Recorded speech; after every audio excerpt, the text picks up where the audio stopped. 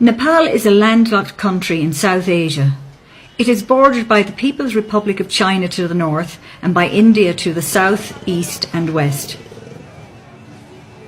The Himalaya mountain range runs across Nepal's northern and western parts, and 8 of the world's 10 highest mountains, including the highest, Mount Everest, lie within its borders. Kathmandu is the capital and the largest city of Nepal. The city is situated in Kathmandu Valley, which also contains 2 other cities, Patan and Bhaktapur. The city stands at an elevation of approximately 1,370 metres and is inhabited by about 700,000 people. Kathmandu is the most developed city in Nepal. This particular area, best known as Kathmandu Durbar Square, lies in the heart of the city. Most of the temples here, both Hindu and Buddhist, are built in the pagoda style, embellished with intricately carved exteriors. Built in the late 17th century, this temple is one of the most impressive. Its 9-step brick base gives it the size which dominates the skyline of the square.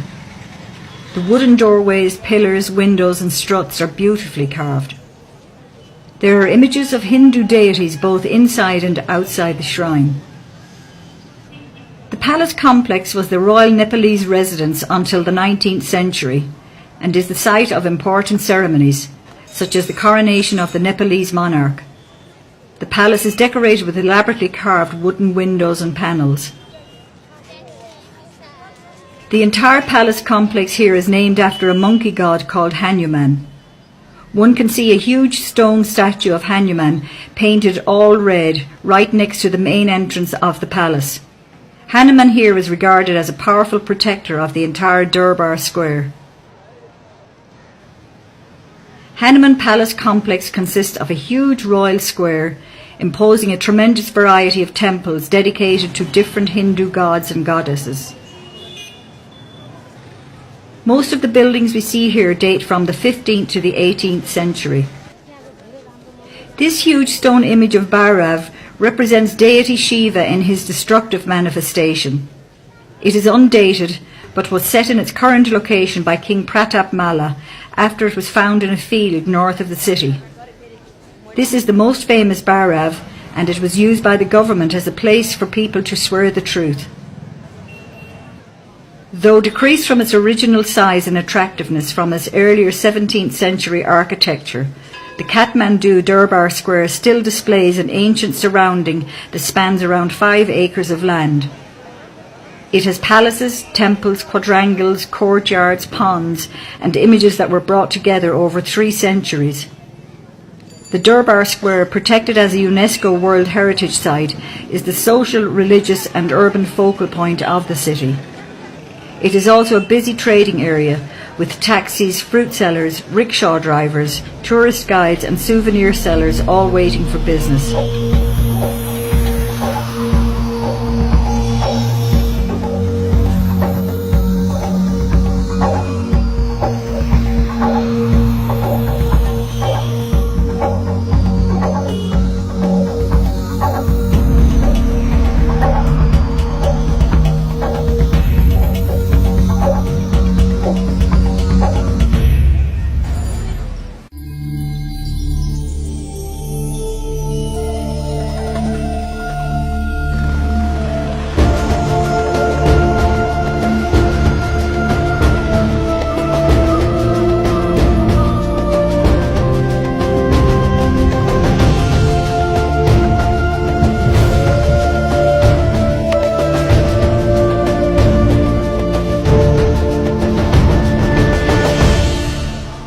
Basically, we provide you the accommodation in the lodge, and in the lodge you'll get a room with the bed and a pillow, but you have to have your own sleeping bags. But it's still, some of the lodges, they have, you have a common bathrooms you have to share with other peoples, and some guest houses, the hot showers are available, but sometimes you have to pay additional. And the food, basically you will eat as per the menu, whatever they have a menu in the tea houses, so you will eat as per the menu. And During the trek, yes, you can drink as much water you can because it will help you to avoid the altitude sickness, and also it's good for you for rehydration. But mineral water is terribly expensive, so try to get the boiled water or some other water with some the water pills. So you should not compete with the other people, but you should have your own rhythm. And as long as you have a willing power that you can do it, you will do it. This trek takes us from the village of Lukla, which is at a modest height of 2,860 metres, on a 10-day walk to the base camp of Mount Everest at an elevation of 5,400 metres. The journey begins with a 40-minute flight from Kathmandu to Lukla. For many people, this will be the smallest plane they have ever travelled on and an exciting start to the journey. This flight takes us to the Khumbu region of Nepal. The planes flying to Lukla from Kathmandu have no radar system on board, so they cannot take off until they are told that the weather conditions are suitable where we will be landing. Because of this, long delays occur regularly. Lining the streets of Lukla, it is common to see porters offering their services, but most people visiting the area would have these organised by now. Considering the remote location, the village and the skies above it can be surprisingly busy. In between the planes carrying tourists, you can see army and rescue helicopters at the airport. Lukla has a variety of shops and lodges where one can have basic Western-style meals and pick up any last-minute items for trekking or climbing ahead. There are many restaurants in Lukla, so you can have a meal before you begin the first day's trekking. A typical menu in Lukla will have a large variety of foods like fried rice, noodles, soup, pizza, momos, breakfast cereals, hot and cold drinks, and most junk foods you can get at home. People usually try to avoid eating meat from here onwards, as there is no cold storage and the possibility of a sick stomach is very high. The journey from Lukla to Pakding should take between 2 to 3 hours, going at a slow and steady pace. The trail starts with a gentle climb up the mountainside on the left bank of the Dukosi River, which provides a lovely view for most of today's walking. There is a well-worn path with steps leading you both upwards and down, but by the time you reach Pakding, you will be almost 200 metres lower than you were at Lukla. There is a large amount of accommodation available at Pakding. The Namaste Lodge is a 3-storey building with a large dining room, a full bar and restaurant, and a cyber cafe. The quality is very basic. The rooms come with a bed, a mattress and one pillow. There are no electrical sockets and toilets are shared. Today's trekking will take somewhere between 5 and 6 hours depending on your fitness level. The journey from Pakding starts off very easy, following the Dukosi River valley below, and above and all around you are surrounded by rhododendron forests. There are several small villages along the way to stop for some food or drinks, like this one in Monjo. As you leave Monjo in the direction of Namche, you enter what is known as the Sagarmatha National Park. To enter, you have to buy a ticket and fill out a form. You will need to show your passport here and provide a passport-sized photograph. Several times you will have to use the suspension bridges to cross the Dukosi River. Locals have decorated the sides of the bridges with prayer flags, although there is no need for prayers, as the bridges are all made of steel and feel very secure. On the far side of this bridge is a village known as Jorsale. There are no shops after this village, and it is advised to stock up on water and food. A short walk past Jorsale, there is a suspension bridge to cross, and after this the trek gets surprisingly difficult. The walk to Namche is very steep and continually upwards. There is no level or downward walking. This section of the walk may take 2 or more hours. People of average fitness may find that they can walk for several minutes only, and then need to take a short break to catch their breath. At this altitude, your body will notice the lack of oxygen in the air. It will be especially noticed if you attempt things like running up a stairs or exert your body in any way. As you reach Namche, you have to pass a police checkpoint. Here they will ask to see the ticket you purchased at the entrance to the Sagarmatha National Park. Namche Bazaar is the most important town in the Khumbu region, the land of the Sherpa people. This town is located at 3,440 metres above sea level. After the difficulty of the last day, you will feel the rest day at Namche is well deserved, but the idea behind the rest or acclimatisation day is to climb high during the day and then sleep lower.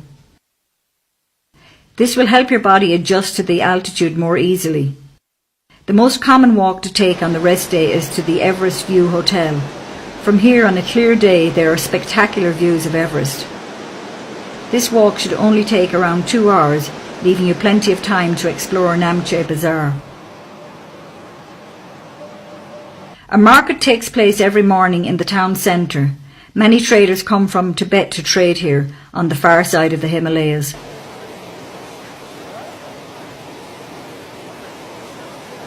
Looking from a distance, it looks like a second-hand clothes market, with everything spread out on the ground.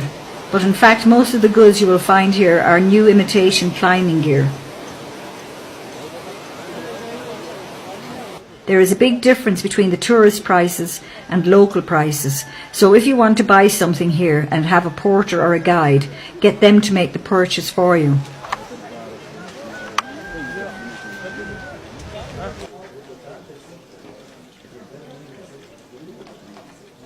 Almost anything you might need for the trek ahead can be bought on the streets of Namche Bazaar. Items like down jackets, sleeping bags, shoes, socks, gloves, scarves, suntan cream, lip balm, tissue paper, maps and water.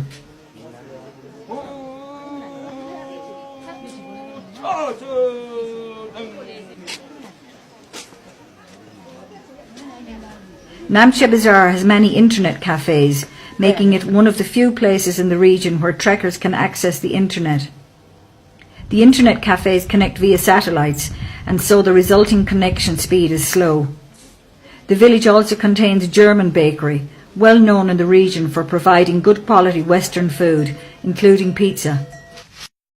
The walk from Namche to Tenboche should take between 5 and 7 hours. It begins with a very steep and tiring walk up out of the village. There is a large amount of construction taking place in Namche, with many new lodges being built. The sound of stone being cut is very quickly replaced with the sound of the wind blowing in the trees and the calming sound of the yak bells.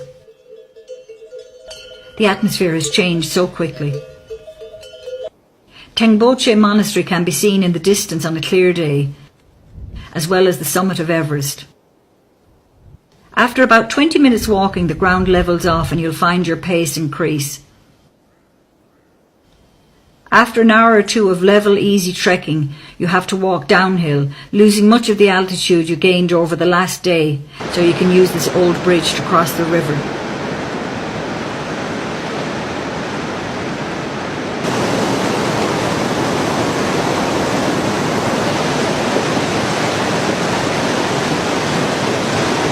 But the altitude that was lost must now be gained with a tough 2-hour uphill walk.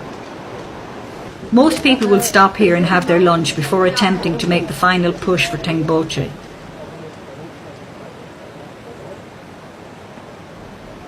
The price of a bottle of soft drinks here might be 50% higher than it was in Lukla, although meals like rice, soup and bread will be mostly the same. The lack of oxygen in the air is really noticeable at this stage. Only the Sherpas seem to be able to scale the steep hill at a reasonable pace. Everyone else is choosing to take it slow and steady.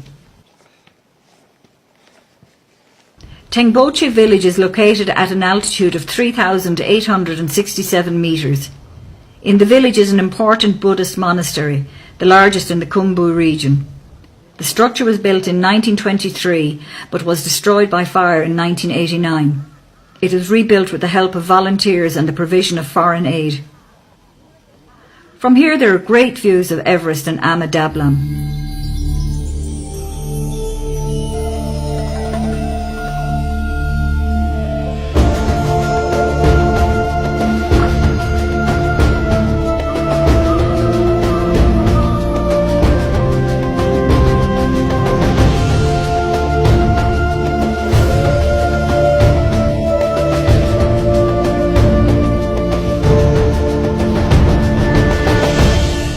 All the traffic heading towards Everest passes through the centre of Tenboche, so it's a great place to relax and watch all the yaks, porters and trekkers go about their business.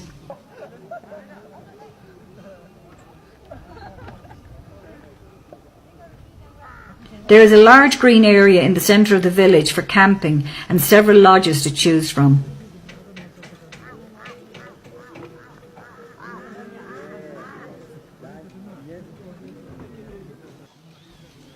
There is an internet cafe here, but the electricity supply does not always work.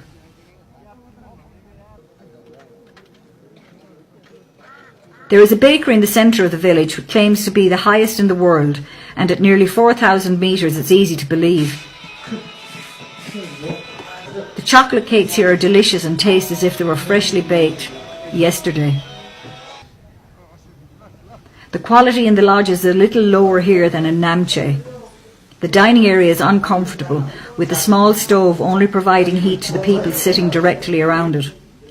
Most people will eat their food by 7 p.m. and go to bed.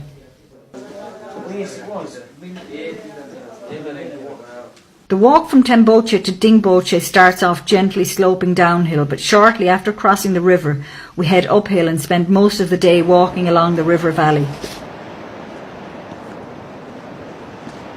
Many people visiting this region of Nepal will only go as far as Tengboche, so from here onwards there are less trekkers, porters and yaks along the path. There are some lovely family-run tea houses to stop in along the way, serving up tasty drinks like hot lemon or yak milk tea.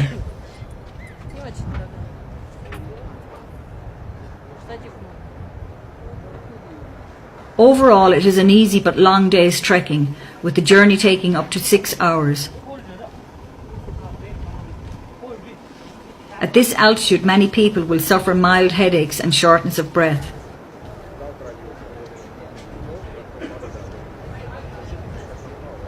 The village of Dingboche is located in the Chokhong Valley at an altitude of 4,530 metres.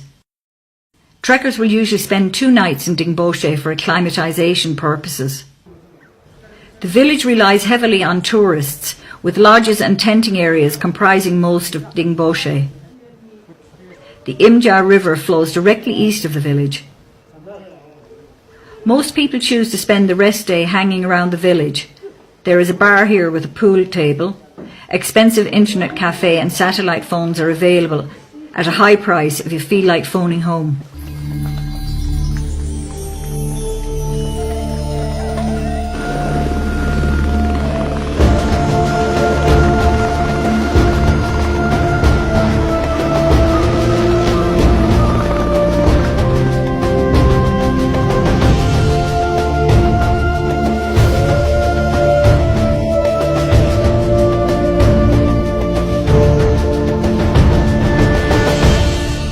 The day starts off with a steep climb up the edge of a hill, providing a great view down into the Chokhong Valley, with Island Peak visible at its end. Most people take a short break here and prepare themselves for the long march ahead. Today's walk could take up to 6 hours or more, depending on how the altitude affects you. As you walk along the side of the valley, if you look down to the left at the base, you can see a small village called Periche. There is a medical centre in Periche where emergencies can be treated. For minor ailments, there is a fixed charge. This charge enables the doctors to be able to treat the locals for free. Most of the walking today is along relatively level ground. There are a few signs of civilization along this route, so if you need to refresh with a drink or some food, do so at the nearest available shop.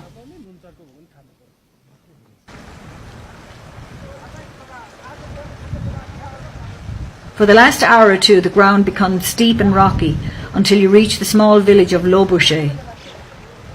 Compared to places like Dingboche or Tengboche, there is not really much here.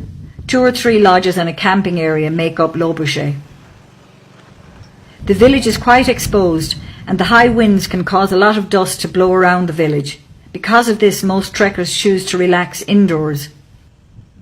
The number of trekkers passing through this village can vary greatly, and it is common for there to be no accommodation available. Guests may be asked to share a room with a stranger or even sleep on the dining room floor. There is no way around this, as the nearest lodge is many hours' walk away.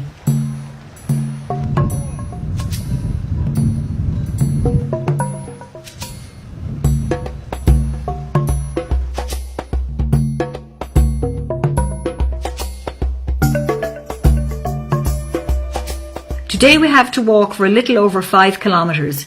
It does not sound like much, but at this altitude it may take anywhere up to 5 or even 6 hours.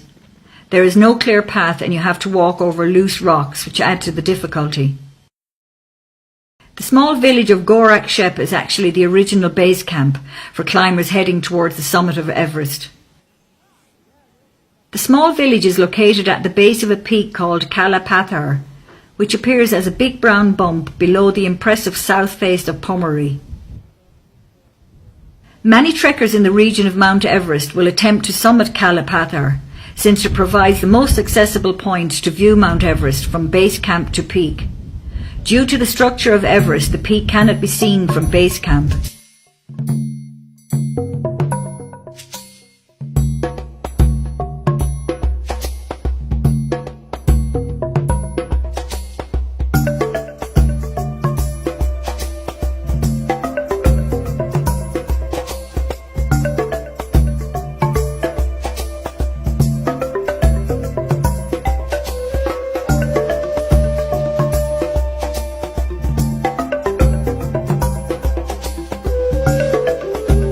The final part of this trek, the 3-hour walk to base camp, is difficult and dangerous.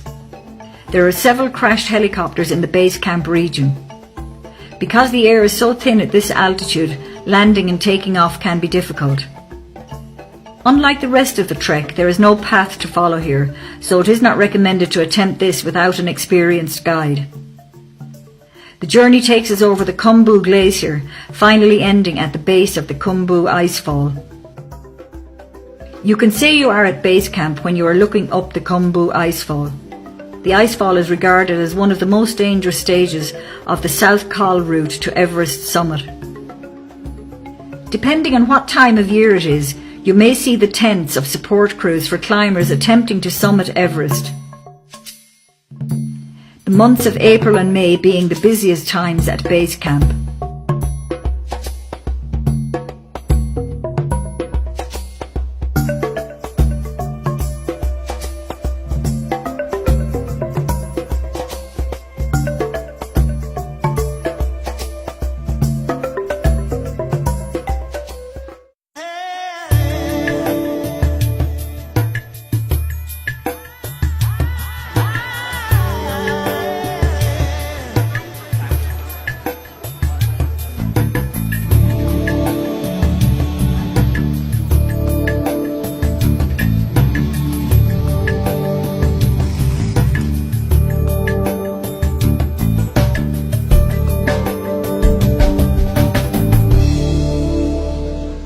Actually, we are right now biggest World Heritage Movement, and this is the place. The name is Pashupatinath. We call that's opposite of the me. There is Golden Temple, and that's the temple name is Pashupatinath. That means it's holy animal place. That's why around here you can see, if you go after, you can see the monkey, cow, dog, snake, rat, tiger, lions, deer, and ox.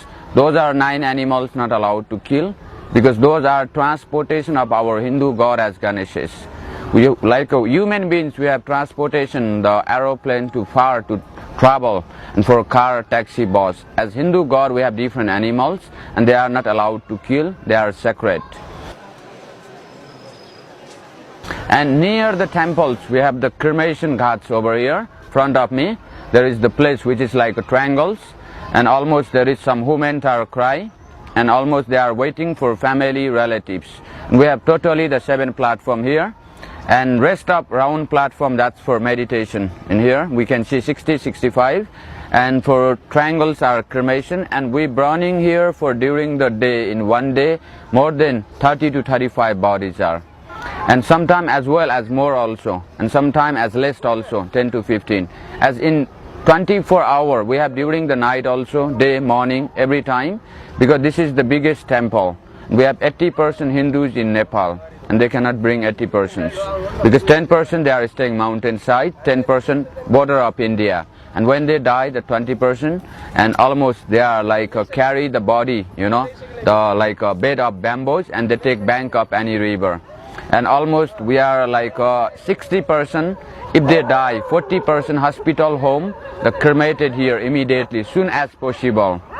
And like 20% we are sick, we go hospital, as doctors say no more hope, and they likes to die, most of people, and they bring in this place here. We have other side. If we go to the next side, we see the white building near the temple. That's the White House, which is people are waiting for die. You can see the near the Red House, opposite of Red House there is white. That's the hospice where the people are waiting for die. Some are they bring from the hospital today morning, they die today evening. Some are they wait for 2 day, 3 day, 4 day.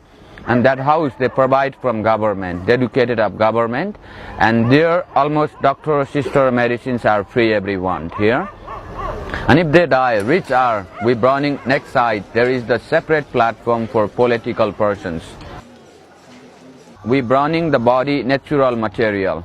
It's cost 500 kilogram wood to burning for one body, and minimum 10 to 12 kilogram the butter of cow, buffalo, because to pure butter of cow, buffalo, we put between the wood, then body they help to burning fast as fast. And we cannot allow to put like a kerosene, sugar, oil, because that's the made from machine. The human bodies are all over the world, Europe, America, Australia, anywhere people are they born, humans are. Just we have different skin. Some of them they have white, some of them they have black, Human bodies are they made from five natural materials, which is we call air, water, sky, heaven and earth. And we believe if we burning from natural material, then they mix into the air to the air, water to water, dust to dust. That's why we burning from natural material. And after families are, when they come, the body they put near the platform and they cover from white as orange clothes. Because we burn the naked, and when we die, the families are, they take the priests are higher caste. Because before the democracy time, we have according the caste system. And right now we don't have any more caste.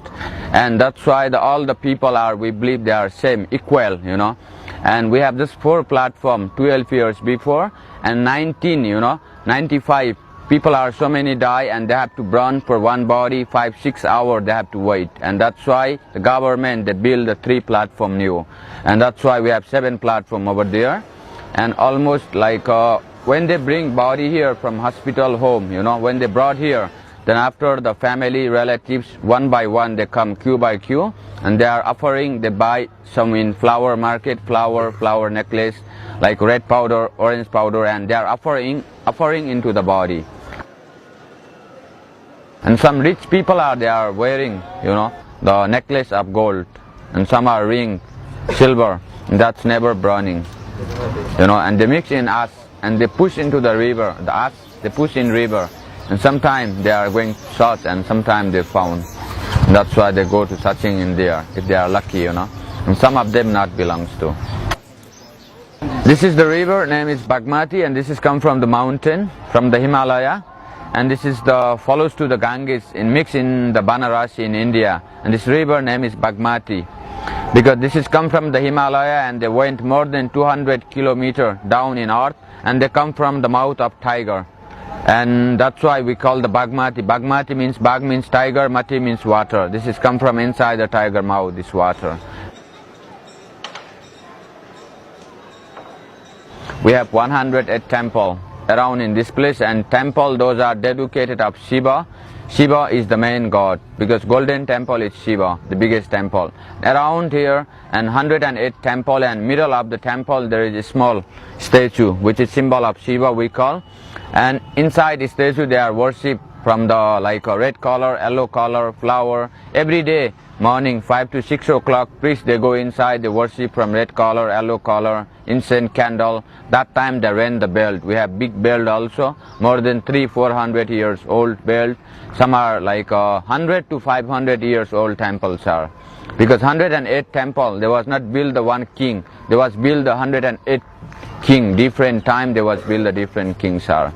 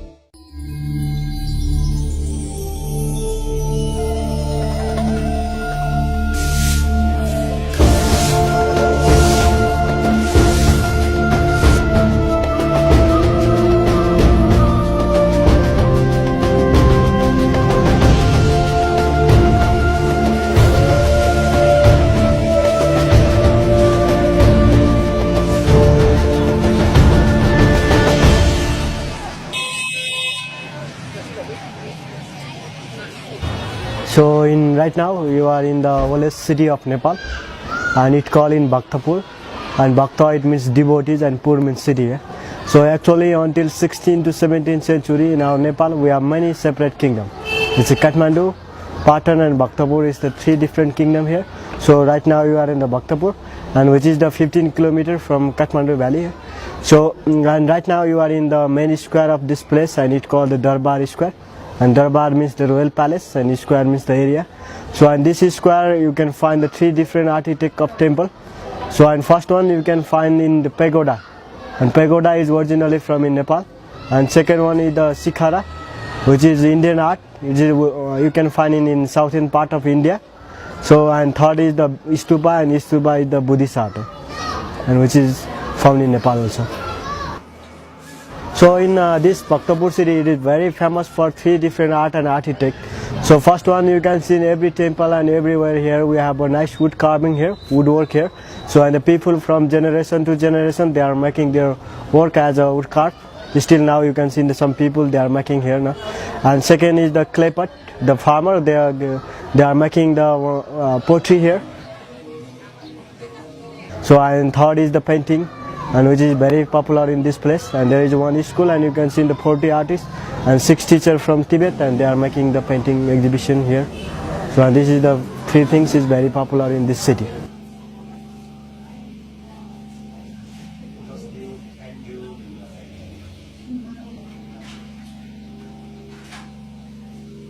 And you see there is a one column, there is the column there, and that's the king.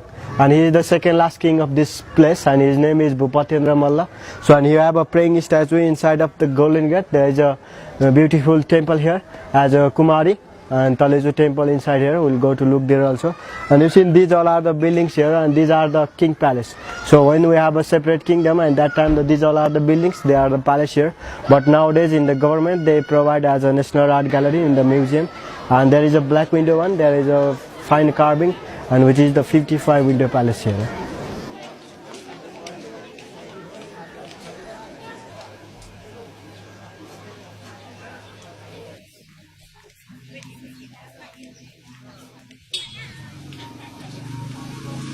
And you know actually in this pottery from generation to generation they are still making it here. So they have a one wooden wheel, and inside of the wooden wheel they put in the clay, and after that they run by the sticks roundly 2-3 times, and after that they make it by their hand, and this is a typical one. No? And but nowadays they had a modern technique, and they put in the motor by electricity also. They are making the pottery here.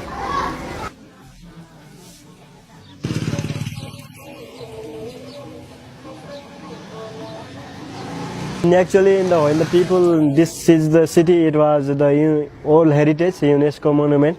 So, and some the people when they are making the houses, build the house like this, and the municipality they provide them for the nice woodwork, wooden door and windows for them.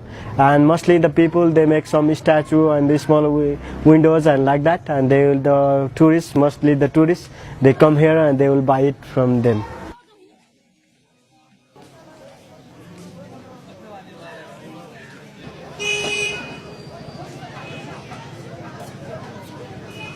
Mostly our incoming shows, some more than 80% people they are the farmer here in Bhaktapur city, and some people they do as a business.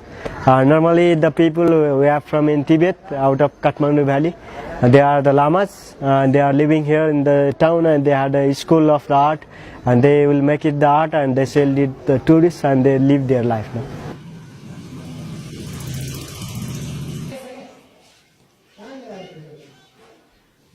And actually the history, we have a full of history in these places, no? And you know in Nepal we have a separate kingdom. So at that time when we have separate kingdom in the Kathmandu valley, so this is the capital city of Kathmandu valley.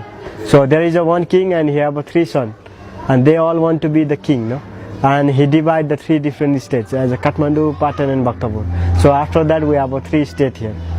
So until during that time we have only one kingdom, and this is the capital city of Kathmandu valley. So when he have 3 brother son, and they are 3 brother, and they all want to be the king, and king he divide the 3 different states.